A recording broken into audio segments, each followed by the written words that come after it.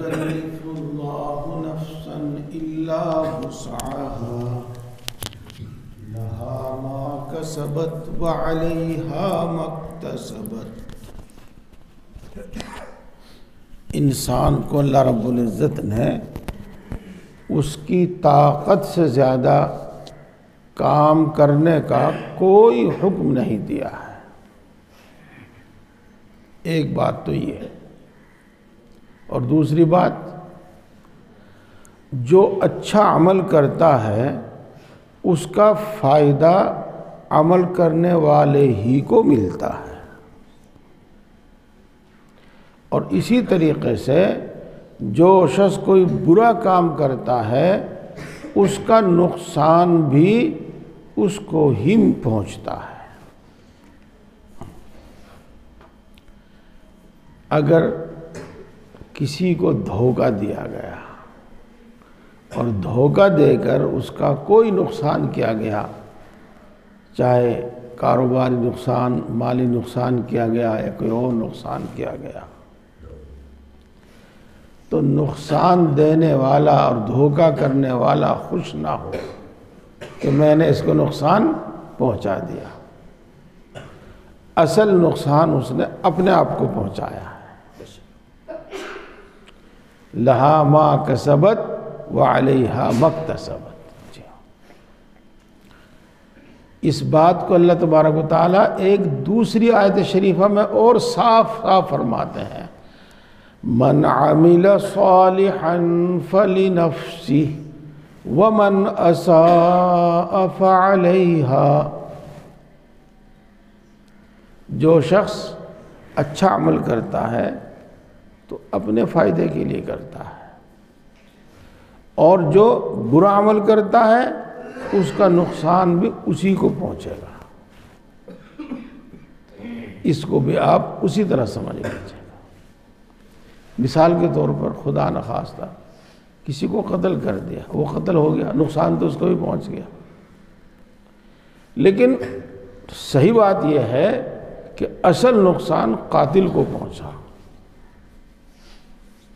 جی ہاں، کسی نے کسی پر ظلم کیا، نقصان تو اس کو بھی پہنچ گیا، لیکن اصل نقصان ظالم کو پہنچا۔ انسان صرف اور صرف اس وجہ سے دھوکے میں ہے کہ اس کو اس کے برے عمل کی سزا فوراً نہیں ملتی، اور اسی طرح انسان لاپرواہی میں ہے اس واسطے کہ اچھے عمل کا بدلہ اس کو فوراً نہیں ملتا، اس لیے لاپرواہی میں ہے۔ ہاں، اور وجہ اس کی یہ ہے کہ اللہ رب العزت نے عمل کے لیے اس دنیا کو متعین فرمایا ہے، اور بدلے کے واسطے عالم آخرت کو متعین فرمایا ہے۔ اللہ کا ایک یہ نظام ہے، اس نظام کی بنا پر اللہ فوراً سزا نہیں دیتا، اور تمام نفع بھی نقد نہیں ملتا، بلکہ سب زیادہ تر جمع رہتا ہے۔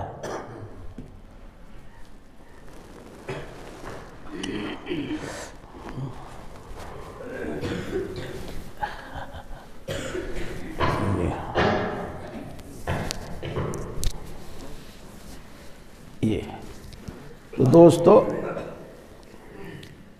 اس لیے ہر آدمی کو یہ کوشش کرنی چاہیے کہ میرا عقیدہ درست ہو، یعنی میری سوچ درست ہو، اور میرے اعمال، میرے کام درست اور صحیح ہوں، اور میرے اخلاق اور میری عادتیں صحیح ہوں،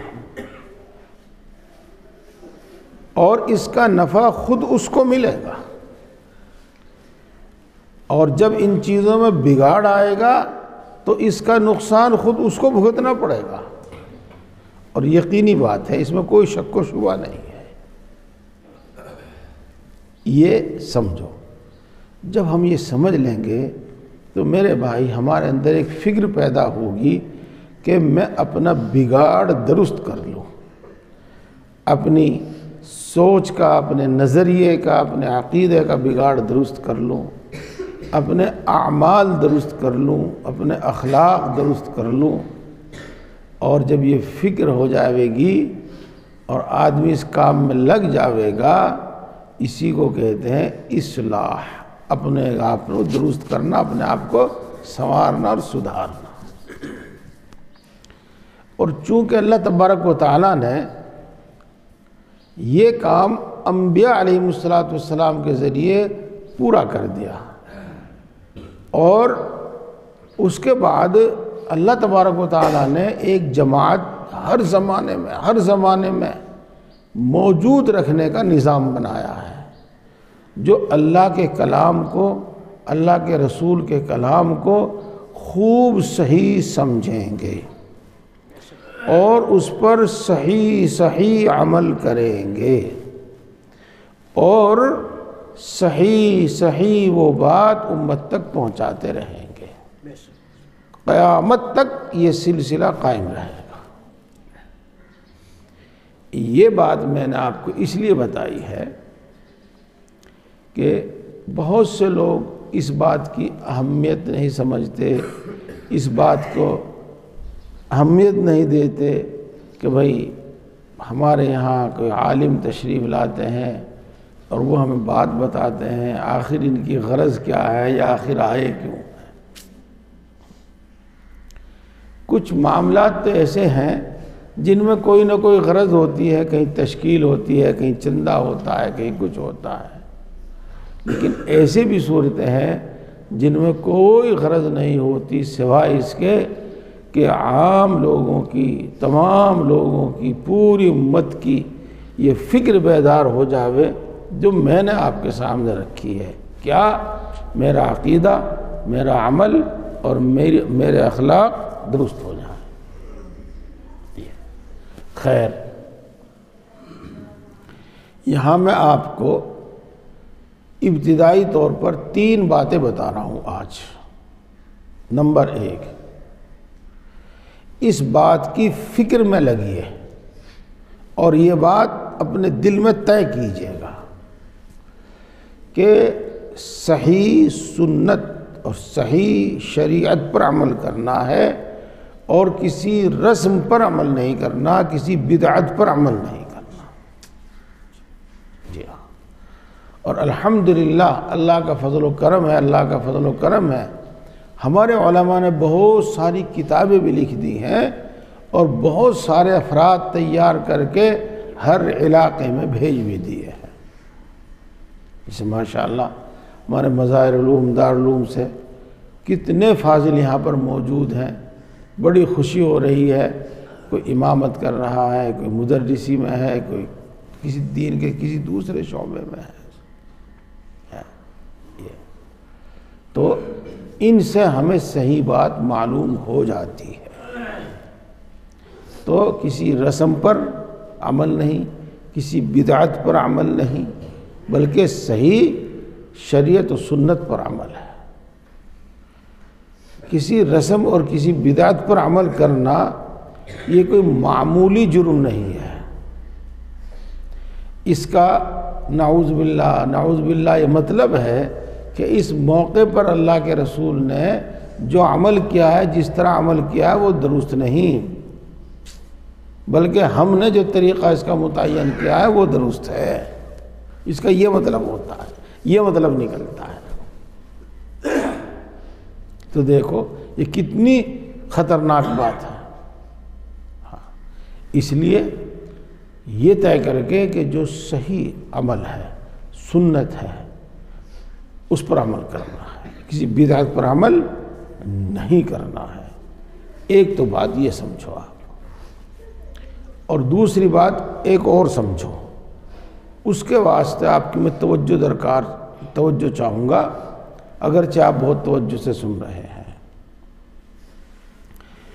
اپنی دنیاوی تمام ضرورتوں کے واسطے اللہ تعالیٰ سے دعا کرو، اور ہر عبادت خالص صرف اور صرف اللہ کو راضی کرنے کے لیے کرو۔ جی، اپنی تمام ضرورتوں کے واسطے دعا کرو، ابھی بتاؤں گا انشاءاللہ آگے.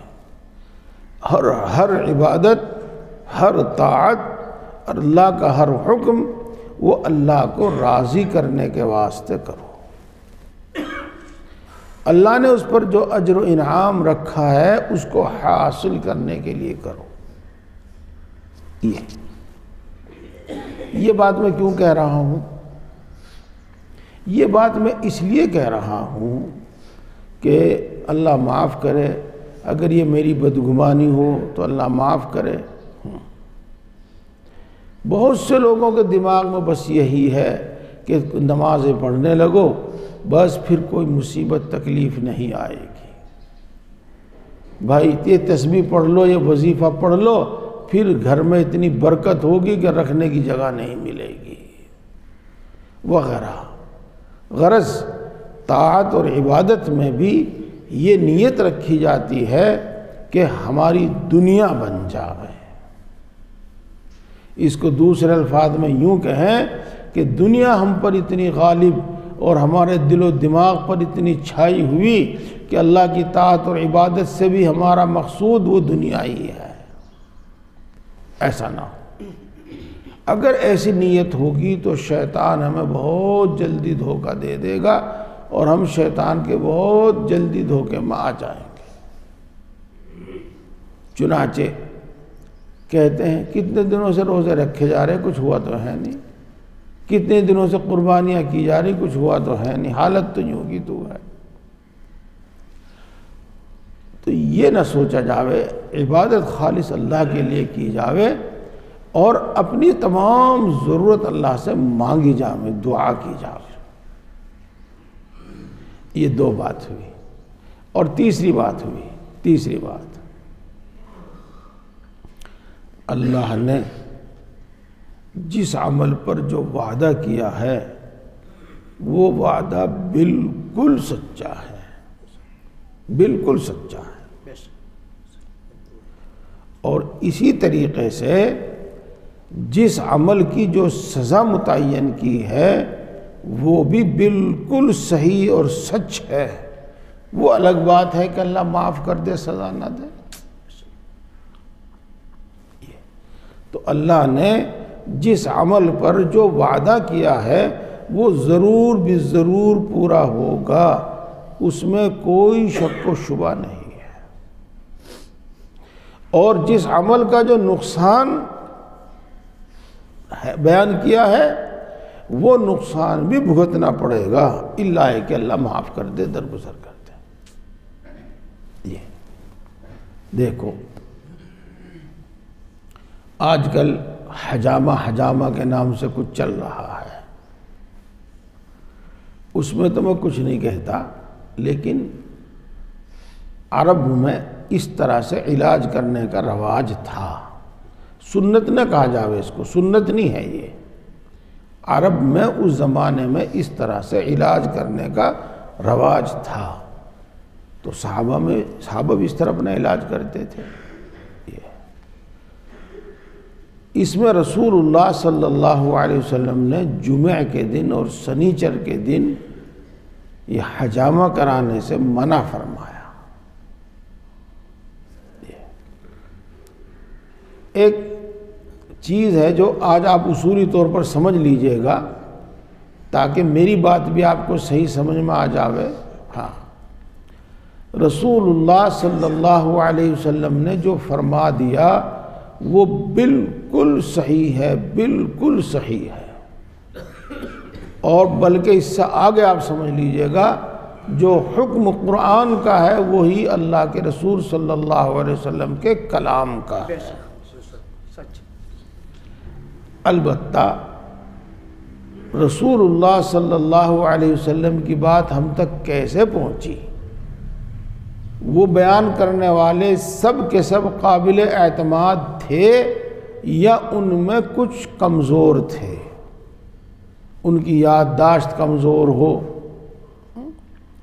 ان کی عقل سمجھ کچھ کم ہو، اور وہ اللہ کے رسول صلی اللہ علیہ وسلم کی بات کو صحیح سمجھ نہ سکے ہوں، اور اللہ کے رسول صلی اللہ علیہ وسلم کی بات کو صحیح محفوظ نہ کر سکے ہوں، یاد نہ کر سکے ہوں، اور اللہ کے رسول صلی اللہ علیہ وسلم کی بات کو وہ آگے صحیح بیان نہ کر سکے ہوں، تو قرآن پاک میں تو شک و شبہ نہیں، لیکن حدیث میں اس طرح کا سوال ہے۔ اسی واسطے آپ جب حدیث پاک پڑھتے ہیں تو راوی، روایت کرنے والے کا نام بھی اس میں ملتا ہے آپ کو، اور یہ سلسلہ اتنا مضبوط ہے کہ صحابی کہتے ہیں کہ میں نے رسول اللہ صلی اللہ علیہ وسلم سے سنا، اور تابعی کہتے ہیں کہ میں نے فلاں صحابی سے سنا، اس کے بعد والے کہتے ہیں کہ میں نے فلاں سے سنا، اس کے بعد والے کہتے ہیں کہ میں نے فلاں سے سنا، اس طرح سے۔ یہ جو درمیان میں بیان کرنے والے ہیں نا دو چار، ان کو راوی کہتے ہیں، ان کو سند کہتے ہیں، سند۔ اتنی بات سمجھ میں آئی بھائی؟ ہاں، اگر ان کا حافظہ مضبوط، یہ امانت دیانت والے لوگ ہیں، حافظہ مضبوط، تو حدیث صحیح پکی بالکل، ہمیں یقین ہے کہ انہوں نے صحیح بات بیان کی رسول اللہ صلی اللہ علیہ وسلم کی، اور رسول اللہ صلی اللہ علیہ وسلم کی بات صحیح ہوتی ہی ہے۔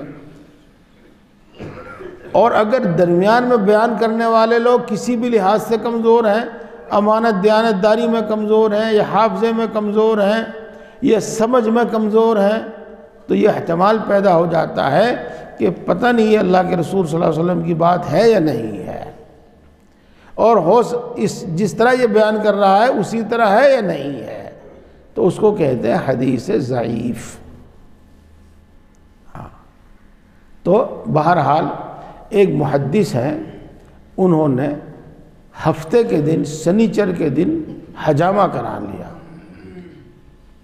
اور سنیچر کے دن ہفتے کے دن حجامہ کرانے سے رسول اللہ صلی اللہ علیہ وسلم نے منع فرمایا، تو وہ کسی بیماری میں مبتلا ہو گئے اور بہت تکلیف میں مبتلا ہو گئے، بہت زیادہ تکلیف میں مبتلا ہو گئے۔ رسول اللہ صلی اللہ علیہ وسلم کی خواب میں زیارت ہوئی، تو انہوں نے اپنی بیماری کی شکایت اللہ کے رسول صلی اللہ علیہ وسلم کے سامنے رکھی۔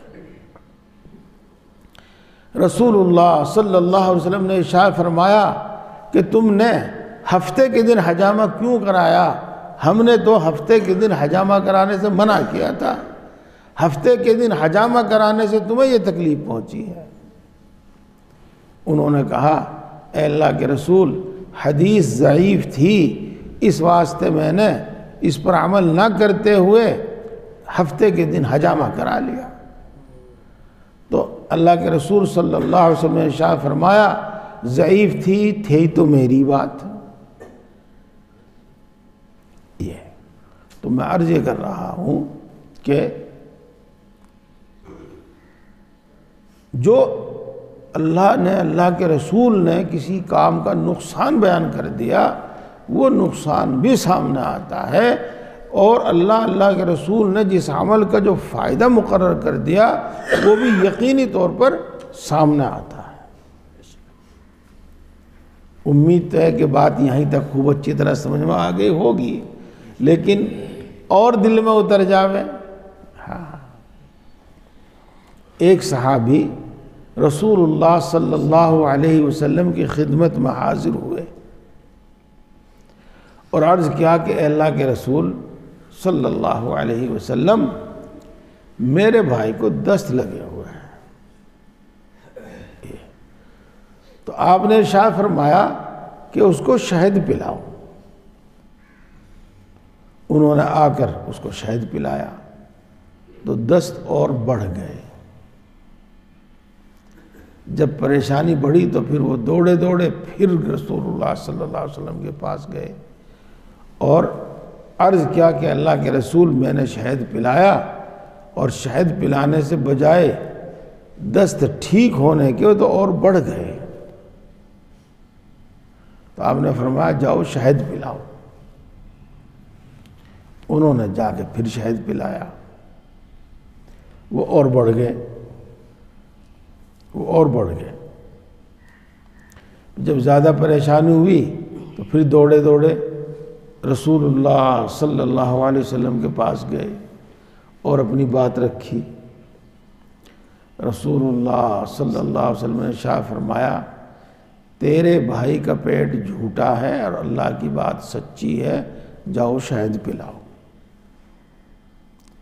انہوں نے آ کر پھر شہد پلایا، پھر دست ٹھیک ہو گئے، درست ہو گئے۔ یہ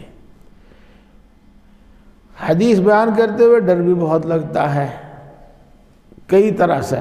ان میں سے ایک ڈر یہ لگتا ہے کہ پوری بات بیان کی جاوے تو وہ دارالحدیث بن جاتی ہے، حدیث پاک کا درس ہو جاتا ہے، اور اگر پوری بات نہ بیان کی جاوے تو غلط فہمی کا اندیشہ ہے۔ ہاں، تو شہد میں ہر دست کا علاج نہیں ہے، بلکہ رسول اللہ صلی اللہ علیہ وسلم کو معلوم ہوا تھا کہ اس شخص کو جو دست ہے اور جس طرح کی اس کو بیماری ہے اس کا علاج شہد میں ہے، اس لیے آپ نے فرمایا تھا۔ وہ میری بات سمجھ گئے ہوں گے آپ؟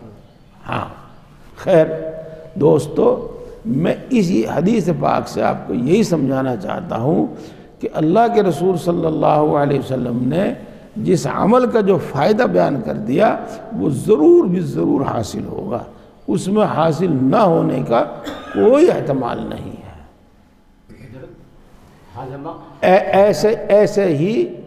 ایسے ہی نقصان کی بات ہے، ایسے ہی بات نقصان کی ہے کہ جو نقصان مقرر کر دیا، اور جس عمل کا جو نقصان ہے وہ ضرور ہوگا، الا کہ اللہ تبارک و تعالیٰ معاف کر دے، درگزر کا معاملہ فرمائے، ہے نا۔ یہ چند باتیں آپ کے سامنے آئی۔ اب ایک اگلی اور آخری بات سنو، اور وہ بہت ضروری بات ہے۔ کیا؟ ہر کام کو شریعت و سنت کے مطابق کرو۔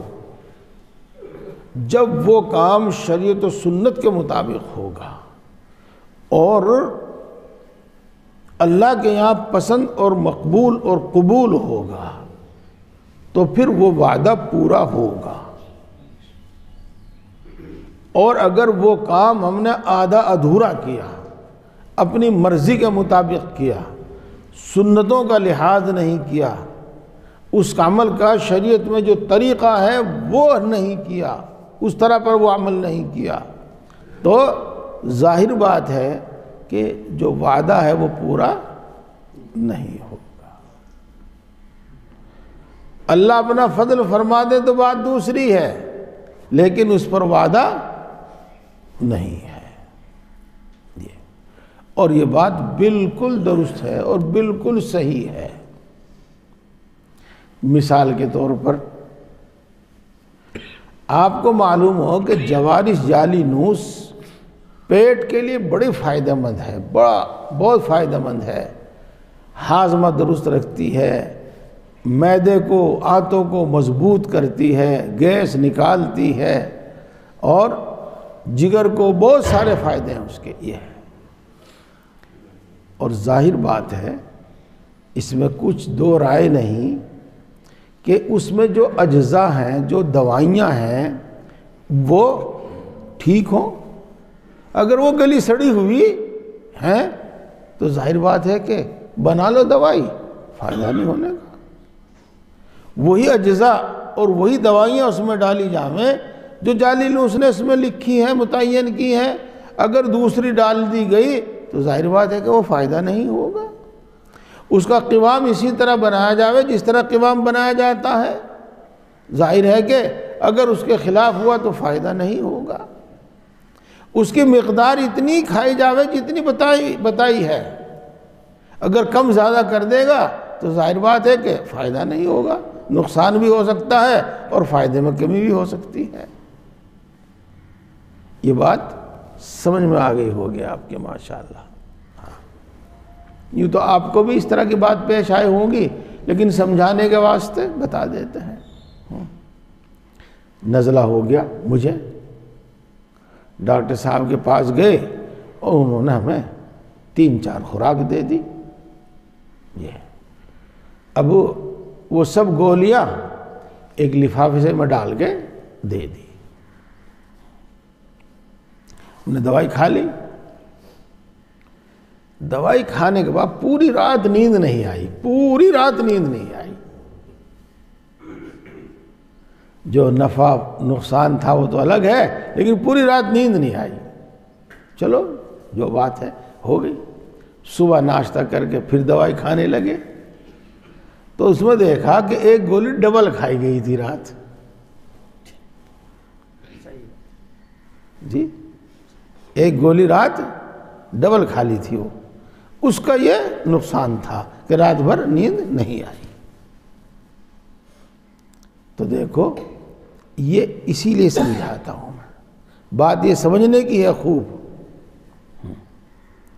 آپ قورمہ بناویں، اگر اس میں آپ نے نمک اتنا ہی ڈالا جتنا ڈلنا چاہیے، مرچ اتنی ڈالی جتنی ڈلنی چاہیے، مسالے اتنے ہی ڈالے جتنے ڈلنے چاہیے، اس کو اتنا ہی بھونا جتنا بھوننا چاہیے، اتنا ہی پکایا جتنا پکنا چاہیے، تو ظاہر بات ہے کہ وہ مزیدار ہوگا. اور نمک کم کر دیا، مرچ زیادہ کر دی، اس کو صحیح سے نہیں بھونا، صحیح سے نہیں پکایا، تو ظاہر بات ہے کہ اس کا مزہ ختم ہو جائے گا. تو دنیاوی معاملات میں تو ہم ان سب چیزوں کو سمجھتے ہیں، مانتے ہیں. میرے دوستوں، میرے بزرگوں، دینی معاملات میں بھی ہمیں یہ بات سمجھنی چاہیے. دینی بات میں ہمیں یہ بات سمجھنی چاہیے. اور دینی معاملات میں بھی تھوڑی تھوڑی سی چیزوں میں بہت تھوڑے تھوڑے فرق سے بعض مرتبہ بہت لمبا فرق ہو جاتا ہے، بہت زیادہ فرق ہو جاتا ہے. اللہ اکبر، اس کے معنی اللہ سب سے بڑا ہے، اور یہ ترازو کو بھاری کر دیتا ہے، زمین آسمان کے درمیان کے خلا کو ثواب سے بھر دیتا ہے. اللہ اکبر. کیا فرق ہوا؟ پہلے حمزہ کو کھینچ دیا گیا، الف کو کھینچ دیا گیا، اللہ اکبر نہ کہہ کر اللہ اکبر کہہ دیا گیا. جی تو معنی کچھ سے کچھ ہو گیا، کفر کا اندیشہ ہو گیا، کفر کا خطرہ ہو گیا. اس واسطے کہ اللہ اکبر کا مطلب تو یہ ہے کہ اللہ سب سے بڑا ہے، اور اللہ اکبر کا مطلب یہ ہے کیا اللہ سب سے بڑا ہے. اور جب وہ یہ کہہ رہا ہے کیا اللہ سب سے بڑا ہے تو وہ سوال کر رہا ہے، پوچھ رہا ہے، یقین نہیں اس کو. دیکھو اس تھوڑے سے فرق سے کہاں سے کہاں بات پہنچ گئی. اللہ اکبر.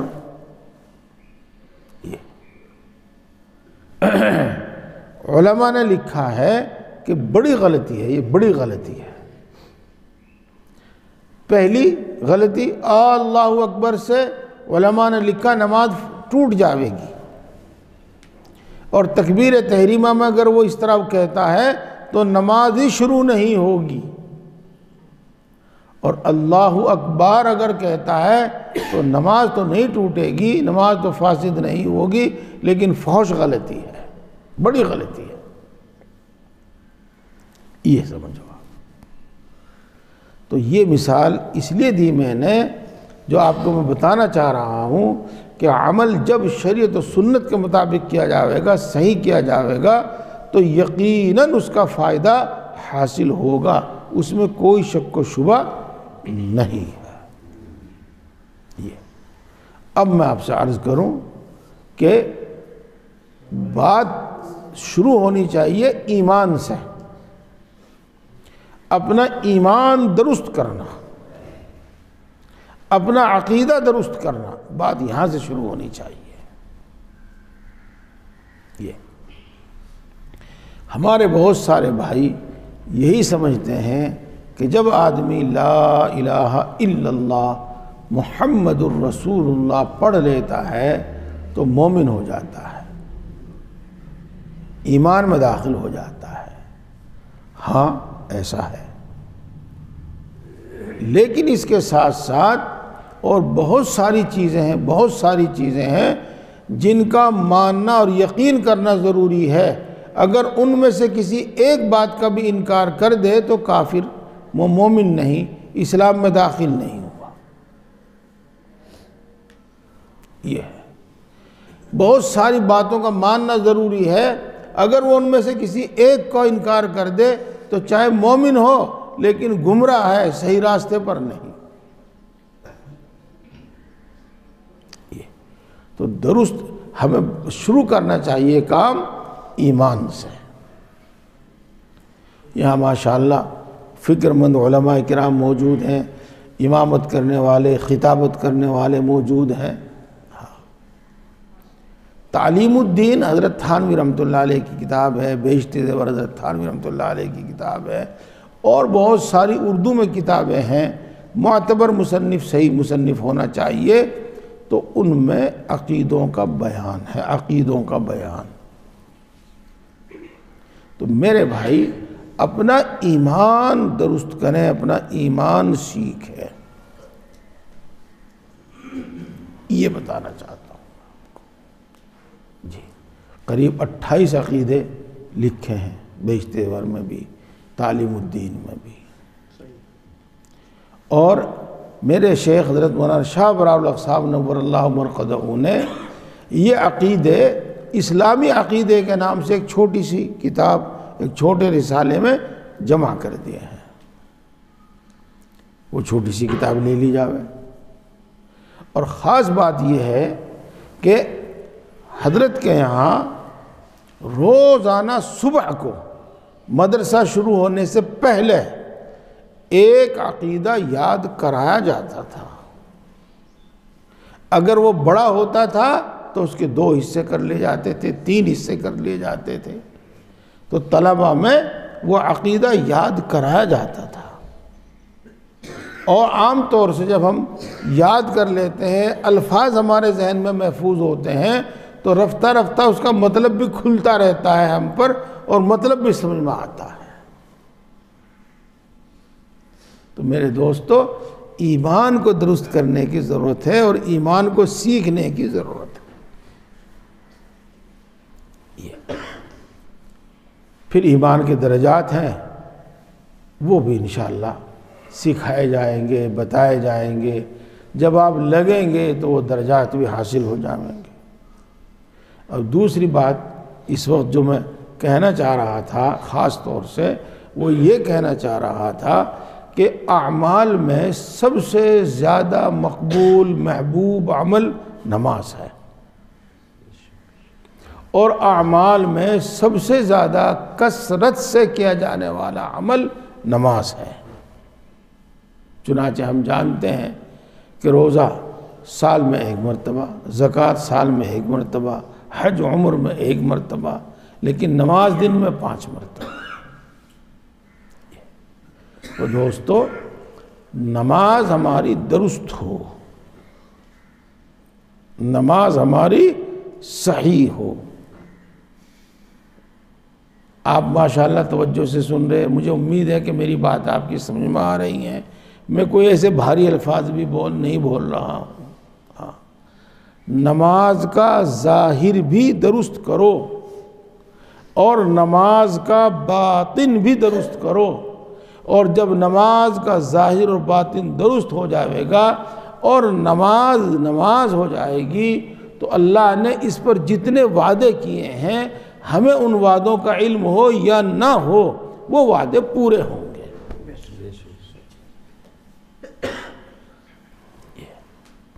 نماز کو درست کرو. اب نماز کا درست کرنا کیا ہے؟ اس میں بڑی کوتاہی ہے، بہت کوتاہی ہے. جی ہاں، مثال کے طور پر وقت کا پہچاننا فرض ہے، اور وقت سے پہلے نماز نہیں ہوتی، اور وقت گزر جاوے تو نماز قضا ہو جاتی ہے. یہ بات ہم جانتے ہیں. ظہر کی نماز ظہر کے وقت میں ہی ہوگی، ظہر سے پہلے نماز پڑھ لی گئی تو نماز نہیں ہوگی.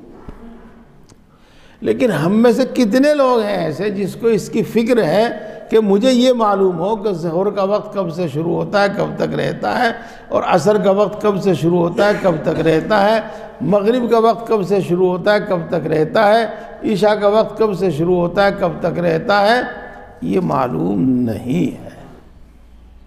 اور معاف کیجیے گا، جب ہم فضائل بیان کرتے ہیں تو اچھل اچھل کر سنتے ہیں، اور جب اس طرح کی باتوں کا ذکر آوے جس سے وہ فضائل ہمیں حاصل ہوں، جس سے وہ وعدے حاصل ہوں، تو گردن لٹکا کے بیٹھ جاتے ہیں کہ وہ ہماری تو سمجھ میں نہیں آتا کیا کہیں مولوی صاحب۔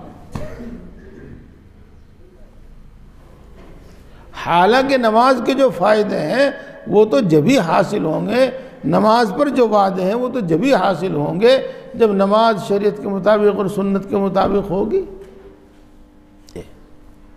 ایک بات، ایک مسئلہ ہو سکتا آپ کے ہاں تو میں سن نہیں رہا ہوں، ہمارے ہاں بہت زیر بحث ہے وہ کیا کہ فجر کے بعد فجر کی نماز پڑھنے آویں گے اور پڑھتے رہیں گے پڑھتے رہیں گے پڑھتے رہیں گے، اس کا کوئی دھیان ہی نہیں ہے کہ بھئی سورج نکل رہا ہے اس وقت نماز نہیں ہوگی، بھئی ابھی 2 ہی منٹ ہے سورج نکلنے میں اور اس نے نماز پڑھنی شروع کر دی، نماز کے دوران میں سورج نکل جائے گا تو نماز فاسد ہو جاوے گی، اس کی کوئی فکر ہی نہیں ہے۔ اور جب اس کو اس طرح متوجہ کیا جاتا ہے، اجی امام صاحب اعلان کیوں نہیں کر دیا کرتے آپ، اعلان کیا کرو، جو ذمہ داری اپنی تھی وہ ڈال رہے امام صاحب کے اوپر۔ یہ تو دیکھو نماز کے آپ نے فرض یاد کیے ہیں، اس میں سے ایک فرض ہے وقت کا پہچاننا، تو ہمیں نماز صحیح کرنے کے واسطے اس بات کی فکر کرنی چاہیے کہ نماز کے اوقات ہمیں معلوم ہو، نماز کے اوقات ہمیں آسانی سے معلوم ہو جاتے ہیں۔ مثال کے طور پر یہاں جنتریاں رکھی ہوئی ہوں گی، ہم میں سے کوئی جنتری نہیں دیکھتا، افطار کا وقت تو دیکھے ہیں، سحری کا وقت تو دیکھے ہیں، لیکن نمازوں کے اوقات کا دھیان نہیں کرتے۔ اس لیے میرے دوستو میں آپ سے عرض کروں کہ نماز کے واسطے جو فرض ہیں ان کو یاد کرو اور ان کو سمجھو، جو واجب ہیں ان کو یاد کرو اور ان کو سمجھو، ان کا دھیان رکھو، اس سے ہمیں بڑی سہولت ہو جاتی ہے۔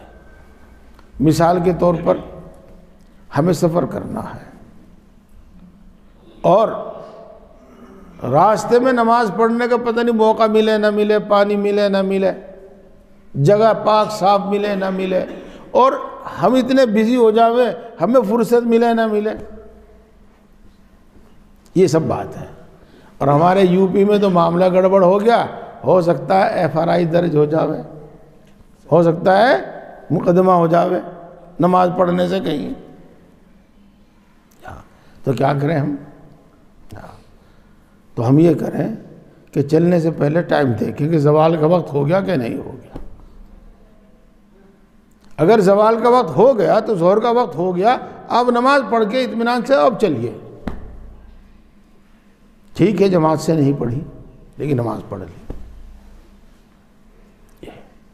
آپ راستے میں ہیں کہیں، آپ کو نماز پڑھنے کا موقع نہیں مل رہا ہے، آپ یہ دیکھیے کہ ظہر کا وقت کب تک باقی رہتا ہے، تو وقت کے اندر پڑھنے کی کوشش کیجئے، کسی جگہ پر پہنچ کر، اپنے مقام پر، اپنے ٹھکانے پر پہنچ کر، بہرحال وقت کے اندر اس کو پڑھنے کی فکر کیجئے، پڑھ لیں گے آپ۔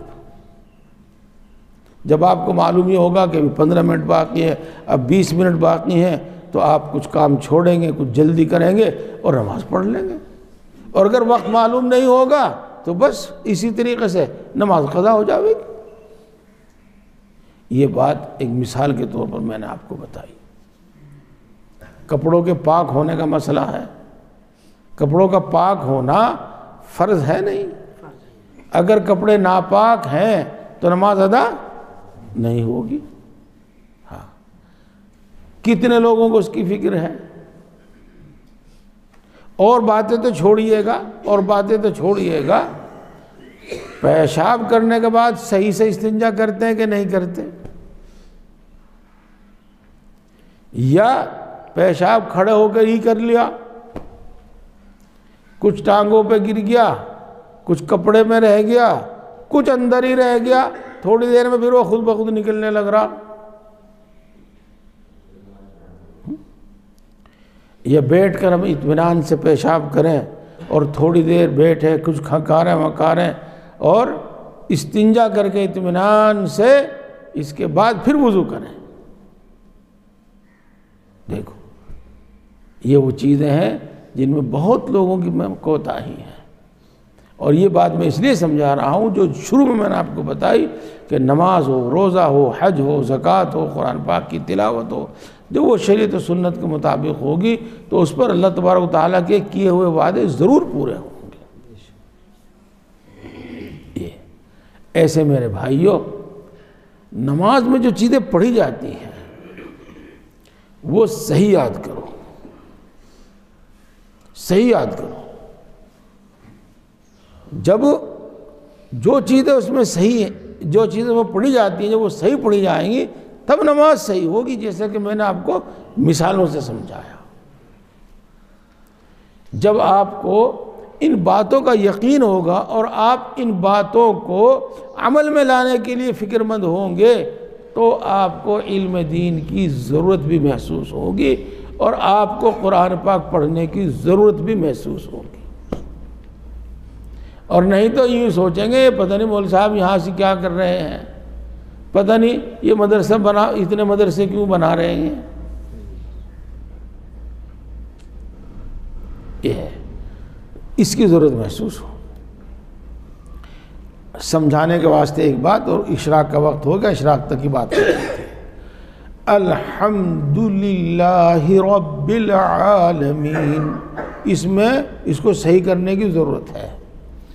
ایک غلطی عام طور سے کثرت سے ہوتی ہے، الحمد کے بجائے الحمدو پڑھتے ہیں، جس کو ہماری زبان میں کہتے ہیں کہ بڑی ہا کے بجائے چھوٹی ہا پڑھتے ہیں۔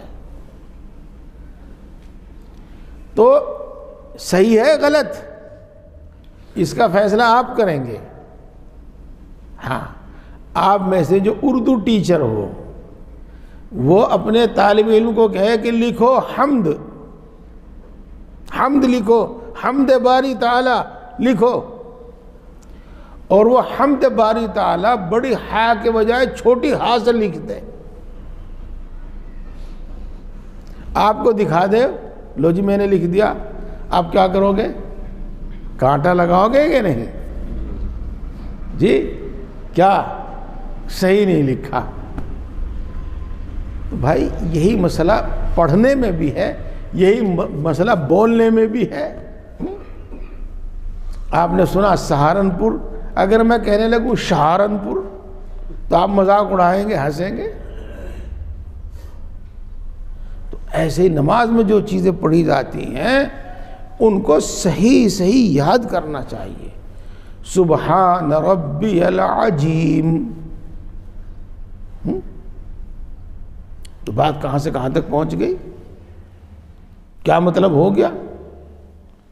سبحان ربی العظیم، سبحان ربی الاعلی۔ یہ بس میں اپنی بات کو ختم کرتا ہوں، اور یہ بات آپ کو میں یہی سمجھا رہا ہوں کہ نماز کا ظاہر درست ہونا چاہیے،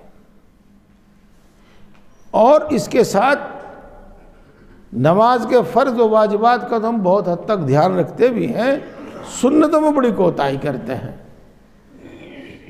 جی کھڑے ہوئے گردن جھکا لی، حالانکہ گردن جھکانا مکروہ خلاف سنت ہے، بلکہ گردن سیدھی رکھنی چاہیے۔ جب ہم تکبیر کہتے ہیں اللہ اکبر، اکثر کو دیکھیں گے آپ، یہ سنت کے خلاف ہے۔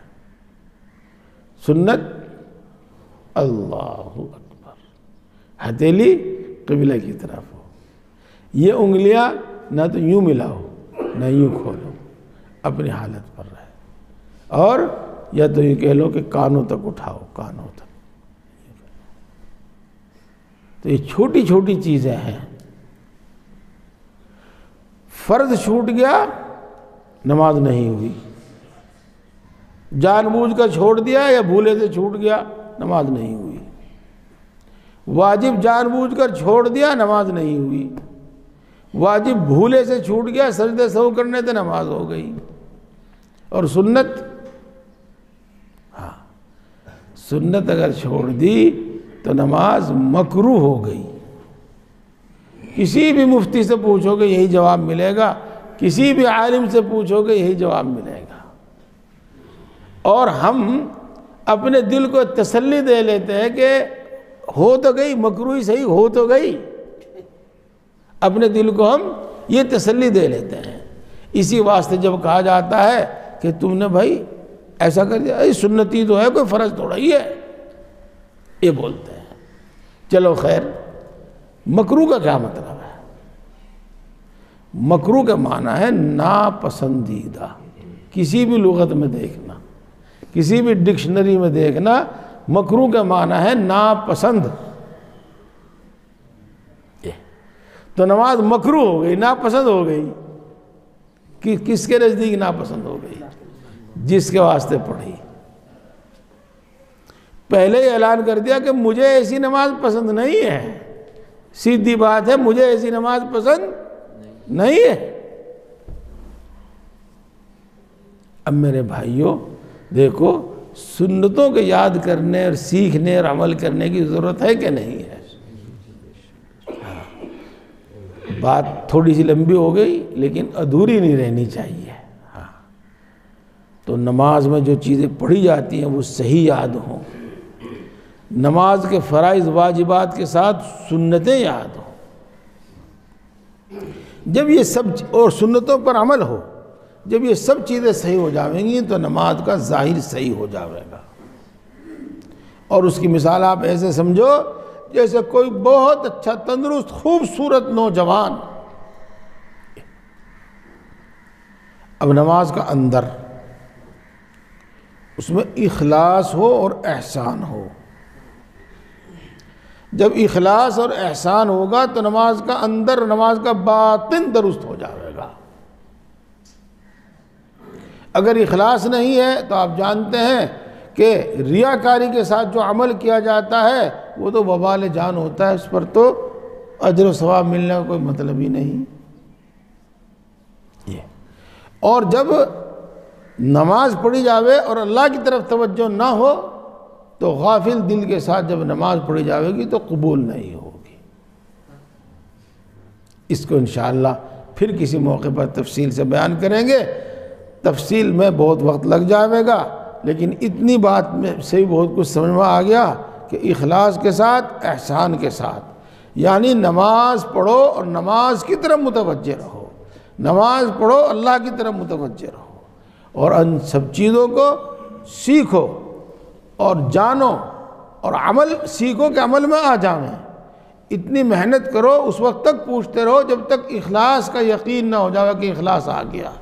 اس وقت تک سیکھتے رہو جب تک کہ احسان کی کیفیت نہ حاصل ہو جاوے، جب تک حضور دل کے ساتھ نماز پڑھنے نہ لگے، اس وقت تک پوچھتے رہو، اس وقت تک کوشش کرتے رہو۔